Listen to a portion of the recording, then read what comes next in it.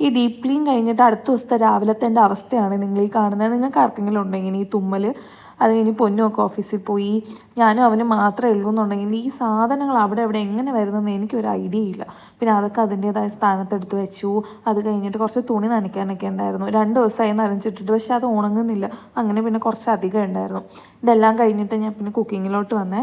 കുറച്ച് മീനുണ്ടായിരുന്നു, മത്തി. അത് ഞാൻ തേങ്ങ അരച്ച വെച്ച് അതിൽ നിന്ന് കുറച്ച് ഈ മുട്ട ഉള്ളത് നോക്കിയിട്ട് പൊരിക്കാനും കൂടെ എടുത്തു. എനിക്ക് തോന്നുന്നു മുട്ട ഉള്ളത് കൊണ്ടിട്ടാണെന്ന് തോന്നുന്നു അരപ്പതിൽ അങ്ങനെ പിടിച്ചില്ല. ഞാൻ ഓർത്തില്ല മാറ്റി സെപ്പറേറ്റ് ചെയ്യാൻ വേണ്ടിയിട്ട്. പിന്നെ അതൊക്കെ പുരട്ടി ഫ്രിഡ്ജിൽ വെച്ചു.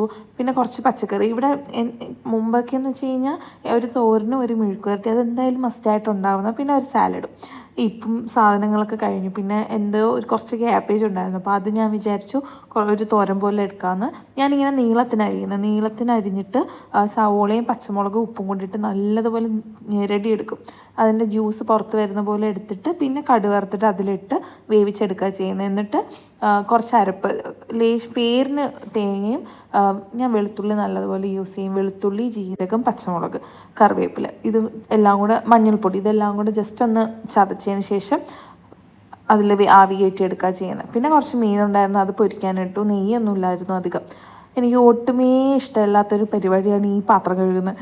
എനിക്കറിയത്തില്ല, എനിക്ക് എനിക്ക് ഞാൻ എത്ര മണിക്കൂറാണ് കുക്ക് ചെയ്യും, പക്ഷേ ഈ പാത്രം കഴുകാൻ ഭയങ്കര മടിയാണ്.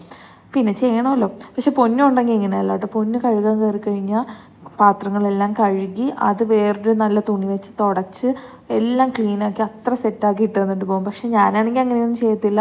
ഞാൻ കഴുകി അന്നേരം തന്നെ വെള്ളം മാറാൻ വേണ്ടി വെക്കുകയും ചെയ്യും. പിന്നെ അവിടെ എല്ലാം ഒന്ന് സോപ്പൊക്കെ ഇട്ട് തുടച്ചു. വെള്ള ടൈൽസ് ആയതുകൊണ്ടിട്ട് പെട്ടെന്ന് അഴുക്ക് പിടിക്കും. അങ്ങനെ തൂത്തൊക്കെ കഴിയും. അപ്പോൾ നമ്മൾ ഉച്ചയ്ക്കുള്ള കുക്കിംഗ് പരിപാടിയൊക്കെ കഴിഞ്ഞു.